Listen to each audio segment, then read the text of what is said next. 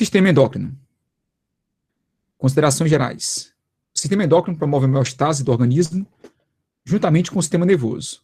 Ou seja, o que é a homeostase? Tendência a manter o meio interno do organismo em equilíbrio. O sistema nervoso e o endócrino fazem esse papel. Atua através de hormônios, mensageiros químicos produzidos e liberados por glândulas endócrinas e pela parte endócrina das glândulas mistas. Então, os hormônios são mensageiros químicos produzidos por glândulas endócrinas e pela parte endócrina de glândulas mistas, como é o caso do fígado e do pâncreas. Nessa imagem você observa a presença da glândula pineal. Eis aqui a hipófise. A hipófise é uma glândula do tamanho de uma ervilha, localizada no centro da cabeça, sobre o osso esfenoide. Lembremos que a hipófise também é conhecida como pituitária. E ela se divide em duas regiões. A parte anterior, chamada de adenohipófise, e a posterior, ou neurohipófise. Lembremos que sobre a hipófise nós temos o hipotálamo, que é uma estrutura tanto do sistema nervoso quanto do endócrino. Glândula tireoide. Atrás da tireoide há 4 pequenas glândulas, chamadas de paratireoides. Eis aqui o timo. O fígado fica nessa região, não está sendo mostrado na imagem. Glândulas suprarrenais, que se encontram sobre os rins, pâncreas e as gônadas, ovários e testículos. Quero lembrá-los que a glândula pineal vai ser estudada na nossa aula do sistema nervoso. Bom, ovários e testículos são gônadas que têm tecidos glandulares que já foram estudadas lá nas nossas aulas do sistema reprodutor. Glândulas endócrinas e mistas liberam hormônios circulantes na corrente sanguínea. Então aqui você observa uma célula endócrina. Essa célula endócrina libera hormônios no sangue. Observe aqui o capilar sanguíneo. E através do sangue, esse hormônio circulante chega às células-alvo. Nas células-alvo, há receptores para esses hormônios. Os receptores, então, vão receber o estímulo do hormônio e haverá respostas fisiológicas intracelulares.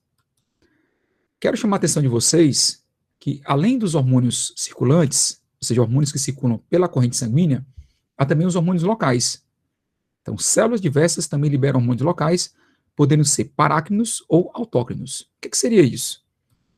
Uma célula parácrina é aquela que libera um hormônio na substância intersticial. E esse hormônio não vai para a corrente sanguínea. Ele vai atuar numa célula vizinha, uma célula próxima. Observe comigo, então, nessa imagem. Uma célula parácrina libera um hormônio parácrino que vai atuar sobre uma célula-alvo próxima, que tem receptores para esse hormônio. O hormônio atua sobre esse receptor, causando respostas intracelulares. E há também hormônios locais autócrinos, que são aqueles hormônios que são liberados por uma célula, atuando sobre essa própria célula que o liberou, ou então sobre uma célula igual a ela. Então, uma célula autócrina libera hormônios autócrinos, hormônios locais autócrinos, que atuam sobre receptores da própria célula ou de uma célula idêntica a ela. Hormônios atuam sobre células-alvo, se ligando a receptores celulares. Observe comigo aqui. Aqui eu tenho um hormônio livre. Esse hormônio livre é um hormônio de natureza esteroidal, mas também poderia ser um hormônio da tireoide. Hormônios esteroidais e hormônios da tireoide são hormônios que se ligam a receptores intracelulares, mais precisamente, receptores intranucleares. Então você tem aqui o hormônio livre, o hormônio lipossolúvel, no caso de hormônios esteroides ou hormônios da tireoide. Esses hormônios difundem-se através da membrana celular, então chegam ao citoplasma e vão se ligar a receptores intranucleares. O complexo hormônio-receptor altera a expressão gênica e, ao afetar a expressão dos genes, promove a formação de RNAs mensageiros, que vão provocar respostas intracelulares. Esses mensageiros vão então estimular a síntese proteica, e essa nova proteína vai provocar ações celulares, vai ter uma atividade celular, gerando respostas celulares. Já os hormônios peptídicos, eles não têm receptores intracelulares ou intranucleares, no caso. Os hormônios peptídicos, eles se ligam a receptores de membrana. Embaixo aqui do receptor nós temos uma proteína G, que é uma proteína reguladora. Essa proteína G ativa uma enzima chamada adenilciclase, ou adenilatociclase, que transforma ATP em AMP cíclico. Esse AMP cíclico é o chamado segundo mensageiro. Esse AMP cíclico vai promover a ativação das proteínas quinases, que vão provocar fosforilações. E com essa fosforilação de proteínas, dentre elas enzimas, teremos então muitas respostas fisiológicas.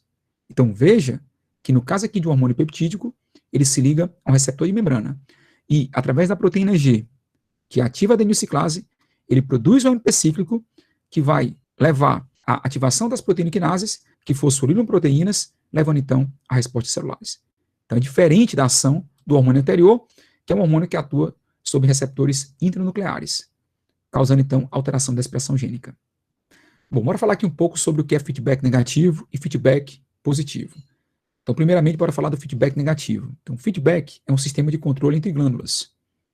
Então, o que é que nós temos aqui? Uma glândula A libera o hormônio A, que estimula a glândula B a produzir o hormônio B. Pois bem, quando o hormônio A é liberado e estimula a glândula B a produzir o hormônio B, esse hormônio B, então, ele vai aumentando a concentração, vai aumentando a concentração, vai aumentando a concentração. Quando chega num determinado ponto, esse aumento da concentração do hormônio B vai causar inibição da glândula A.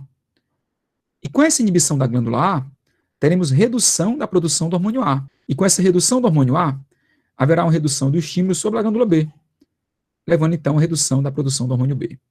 Então, o que é um feedback negativo? Feedback negativo não é aquele que inibe, é aquele que provoca a resposta contrária. Bom, já o feedback positivo, detalhe que essa palavra feedback seria traduzida ao pé da letra como sendo retroalimentação ou retroestimulação. O que nós temos aqui? A glândula A produz o hormônio A, que estimula a glândula B a produzir o hormônio B. O aumento do hormônio B, ao provocar feedback positivo na glândula A, aumenta mais ainda o hormônio A. Observe. Aumenta mais ainda o hormônio A. Com mais hormônio A, mais estímulo sobre a glândula B.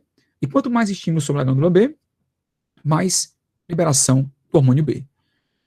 Veja que o feedback positivo, ele é um feedback que sempre leva a um reforço. Quanto mais hormônio B, mais hormônio A. Quanto mais hormônio A, mais hormônio B. Feedbacks positivos não devem existir por muito tempo no nosso corpo, porque eles esgotam nossas glândulas. Eles devem existir dentro de mecanismos de feedback negativo, por pouco tempo. Quero lembrar vocês que o feedback positivo promove resposta de mesmo sinal, ou seja, o aumento do hormônio B promove aumento do hormônio A, que aumenta mais ainda o hormônio B, ou seja, respostas de mesmo sinal, nesse caso.